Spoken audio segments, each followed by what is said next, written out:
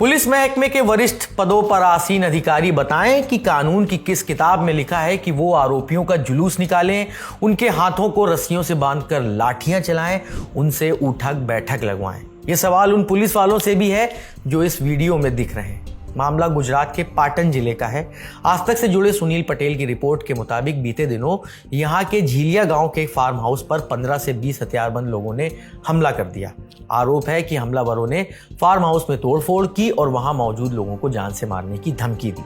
मामले की जानकारी पुलिस को मिली, पुलिस पहुंची भी, लेकिन हालात ऐसे हो गए कि पुलिस को मौके से उल्टे पांव भागना पड़ा।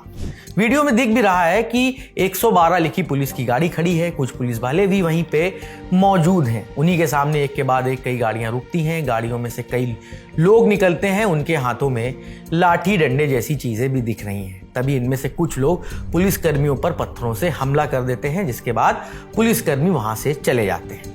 इस घटना के बाद अब बारी आती है पुलिस के एक्शन की। मुख्य आरोपी जहू शंकर ठाकुर समेत 18 आरोपियों की गिरफ्तारी होती है और उनका जुलूस निकाला जाता है।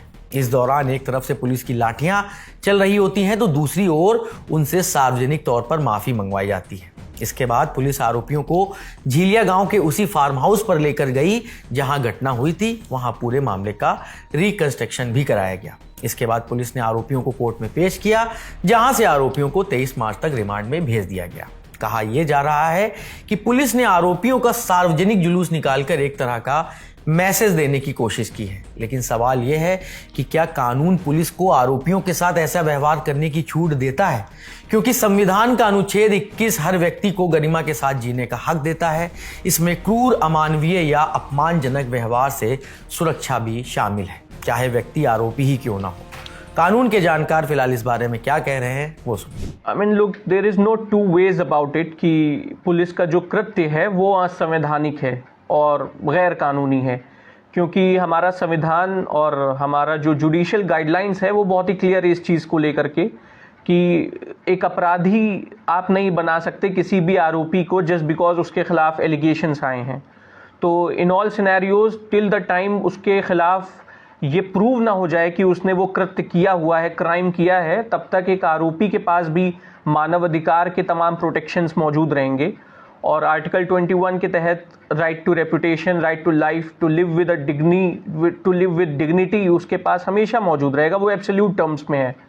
इसके अलावा सुप्रीम कोर्ट ने डीके बासु की गाइडलाइंस में क्लियर किया है कि पुलिस का रोल क्या है, और पुलिस का रोल है किसी भी क्राइम को रिपोर्ट करना और उसमें अरेस्ट करना। Now how that arrest has to be done, उसका प्रोसीजर पूरा डीके बासु की गाइडलाइंस में समझाया गया है और उसमें क्लियर निर्देश हैं कि आप कोई भी ऐसा काम नहीं कर सकते कि जिससे किसी भी इंसान को जानी तौर पे या फिर उसकी रेपुटेशन के बेसिस पे नुकसान पहुंचे, जो भी आरोपी उस केस में संलिप्त किया गया है। इसके अलावा 2023 में भी सुप्रीम कोर्ट के सामने एक सवाल पूछा गया था कि as to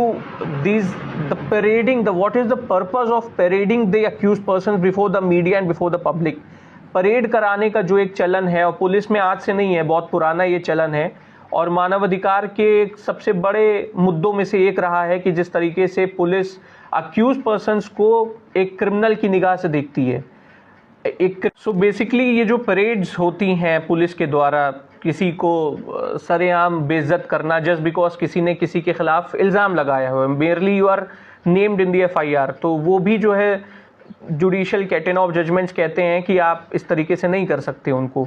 एक्सपर्ट की राय आपने सुनी। अब यह भी जान लीजिए कि साल 2019 में गुजरात हाई कोर्ट ने राज्य सरकार को आदेश दिया था कि पुलिस आरोपियों को हथकड़ी या रस्सी से बांधकर सार्वजनिक स्थानों पर जुलूस ना निकाले। टाइम्स ऑफ इंडिया की रिपोर्ट के मुताबिक कोर्ट ने ऐसी हरकतों को मानवाधिकारों का उल्लंघन भी बताया था। हालांकि सुप्रीम कोर्ट भी कई बार ये कह चुका है कि किसी आरोपी को संदेह के आधार पर दोषी नहीं ठहराया जा सकता। वैसे इस मामले पर पुलिस पर सवाल भी उठने लगे हैं।